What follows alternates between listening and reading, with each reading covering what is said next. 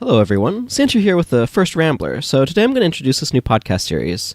The idea is that I'm going to kind of pick a topic, ramble about it. The process is going over the idea so I can kind of figure out what I think about it, kind of wrestle with ideas or concepts or explain things or share my thoughts with the goal of kind of creating a dialogue. So because this is very much so centered about who I am and that sort of thing, I figured it would be kind of a good idea to give a bit of an overview of kind of my perspective. So I was raised in a small town in northern Indiana, which is a state in the United States of America. I imagine most Americans know that, but I don't know how much people outside know, and I don't know what sort of audience I'll attract with these. So I just wanted to make sure people know I come from an American, United States of America perspective. That's the point of view that I'm working with. I now live in the Pacific Northwest. I have for nigh on a decade at the time of this recording, a bit over.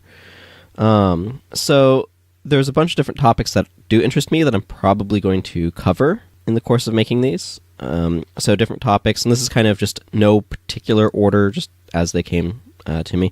That's how this is generally going to work, is it's probably going to be minimally edited and just kind of my thoughts as I ramble about things. So this one is more organized just because I wanted to make sure I hit certain things.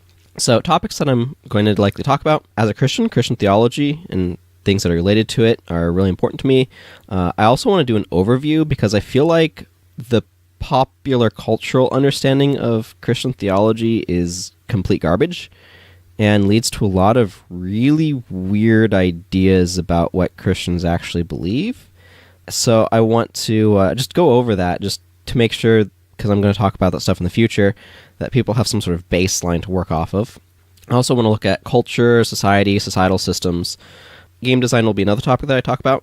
I really find systems and how they work and how incentives work and all that sort of stuff to be really interesting, and I like to examine those things and try to figure out, okay, how is this working? What are people incentivized to do with this system? What are sort of the outcomes, the results? So that's interesting to me in, like I said, game design. Big fan of video games. Games in general, mostly video games though, as well as like in societal systems and things like that. I'll probably talk about politics as well. It just gets wrapped up in stuff. And then just anything else that I kind of find that I want to ramble on about, any ideas that I want to examine. So I definitely know that I have a lot of things that I want to talk about, and I have a list that I've been recording of things that I want to talk about, and that list will only grow with time. So I'm doing it this way as a podcast because I found that the part that I really enjoy is the part where I take an idea, I think through it. Like, my natural mental resting state is to start figuring stuff out or trying to analyze things or processing ideas or thinking about, like, hey, I have this particular game design goal I'd like to accomplish. How would I go about doing that? Like, that's my natural mental resting state. And so I really like doing this sort of thing, and I thought that I'd translate that into making articles. But what I found is that article writing, the tone that you want with that is not quite the exploratory sense, right? It wants to come from a perspective of, I figured this thing out and now I'm sharing what I figured out, rather than what these are going to be, which is, like, there'll be some of that, I'm sure, of like, I'm more certain on this idea, but there'll also be a lot of, I'm trying to figure out this idea. And that sort of figuring out process is what's interesting to me. And so I will do that as I start writing an article, but that's not what an article is supposed to be. It's supposed to be kind of, here's the idea presented, not here's the stream of consciousness as I figure out an idea. So that sort of caused problems, plus the sort of editing and revision phase has never been something I have any interest in, and I don't really have any motivation for. And then I realized that podcasts would be a really great solution to this. It's a lot less work in the form of typing stuff up and things like that, and the editing process is different. I've done podcast work before. I work for a video game startup. I guess we're still called Vernacular Games, and we've done podcasts over there. And I'm one of the co-hosts, and I've edited those. So I have some experience with some of that end too. So as well as making podcasts. So anyway, that's drifting. That's what you can expect here. Lots of tangents. So I have some core principles that I want to do with this series. there's 6 principles that I kind of figured out. And again, these are in sort of no particular order, just the order that I figured them out in. So the first one that I figured out is that I want to treat people with respect and imagine them complexly seek their humanity. So when I'm looking at politics, for example, I want to try to understand why somebody that I politically disagree with has come to their particular conclusions. I don't want to treat them as some sort of like hideous other or enemy of the common good or common sense or whatever. I want to understand where their perspective is coming from, things like that. I want to seek a dialogue, so I don't want it to be a lecture series. One of the things that I want to do with this, actually, is to, in the comments sections, is go over, hey, what have people said? What are their thoughts? And some number of these Ramblers, and I don't know yet because I don't have any data, because I haven't released any yet, but some number of these are going to be, hey, here's what people have been saying, and here's how this has kind of impacted my thoughts, here's what I'm trying to understand from this dialogue.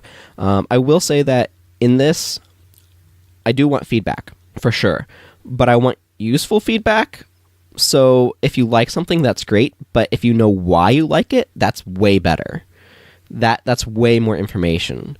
A good example of this that I can kind of give coming up off the top of my head, I like it in Pokemon games, because Generation 1 of Pokemon games, big fan of Pokemon here, a lot of the moves that you started off with were normal type, and not normal type moves were kind of rare, relatively speaking. And I liked it when, as you go on in the games, they've been better about distributing those different types of moves. I like that because it makes types matter a lot more. When everything's normal type, then the only thing that really matters is, do you resist normal or are you a ghost?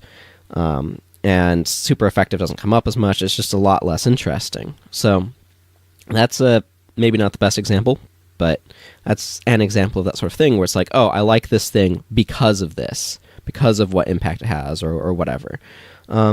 Maybe you don't always know why, but I think it's a good exercise to try to do that. And then the third one is try to understand other people's points of view. So this kind of goes back to sort of the first one that I listed, but there's a worthwhile endeavor to be made to try to understand why someone thinks the way they do, how they see the world.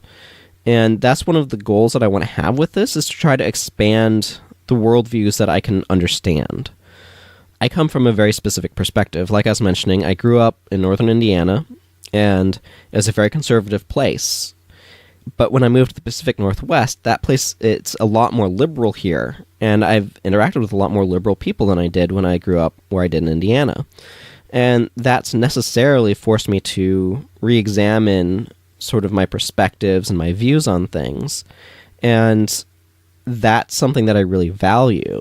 And I want to be able to do this with this process, not just within the United States, domestically, as we'd say, but internationally as well, because different cultures generate different viewpoints, and I want to try to understand these things, to try to be able to understand where people are coming from, how they understand and view the world.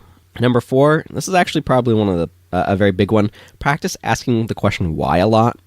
Most people have kind of this conception of the why phase of childhood development, where you have, I don't know, like 3 to 7 years old, pulling an age range out of the air, where kids are constantly asking the question why.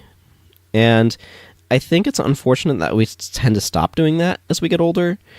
Asking that question is actually really super important, because if we don't ask why, we kind of just run on assumptions a lot.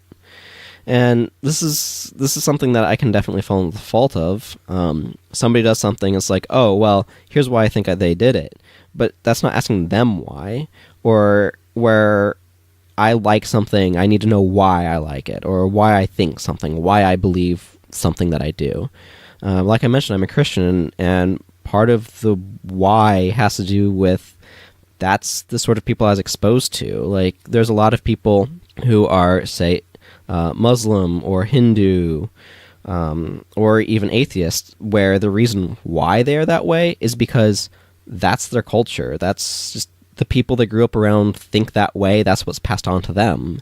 And like for me, I didn't say, oh, I'm a Christian because, well, my parents are Christian, that's just what I am. Like, I definitely have thought about it a lot. That's the sort of thing that I do.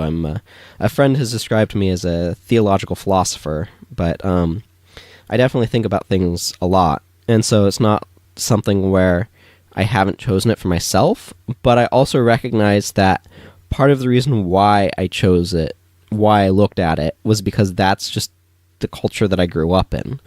And asking, like, why are these things this way is something that I think is really important. Number 5 of these principles is to be humble and willing to receive correction and rebuke. So I'm going to have a lot of, here's what I think, and I want people to be like, well, here's something you didn't know. Here's information you didn't have. Here's why you might be wrong. And I want to be able to receive that and say, well, I'm not always right about everything. Some things I might be wrong about, and I want to be able to learn and grow and develop.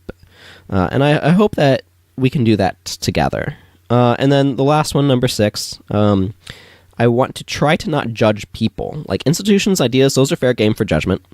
But individual people, like, I personally have a huge fear of judgment. It actually requires me to have quite a bit of courage to overcome that fear and make these Ramblers. But I need to overcome that fear of judgment that I have. And in order to be able to have the sort of dialogues, the sort of conversations and stuff that I want to be able to have, if that's something that's important to me is to not be judged, then I need to extend that to others as well. And it's really easy to judge people. And again, a lot of these are kind of like interlinked. So things like trying to understand other people's point of view and to try to treat other people with respect, imagine them complexly, seek their humanity, that goes into part of trying not to judge people. So anyway, that's kind of the principles. As just kind of a general FYI, heads up for the future, I do hope to be able to do these regularly. I kind of want to release them effectively for Tuesday in the Pacific time zone. Not quite 100% sure like when they'll be up per se. I'm recording this, technically it's 1 a.m. at Tuesday morning. I'm a night owl. But the eventual goal, if I am able to do these regularly, as I suspect that I will, and maybe by the time you're listening to this, you'll have found out that I am, is to set up a Patreon. So I just want people to know that ahead of time, so they're not caught by, like, surprised by that or whatever. Not something I'm doing right away, but maybe in a couple of months, if I've been able to be consistent with these like I hope to be, I'll do that.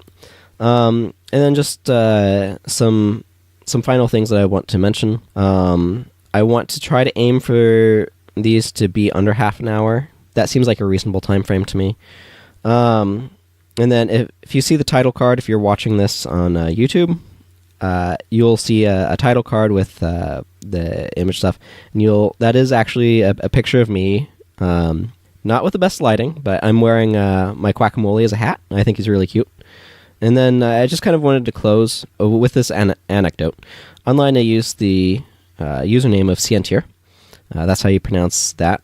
And as far as I can tell, the only like other place where you can find something close to that is a type of like a Spanish word.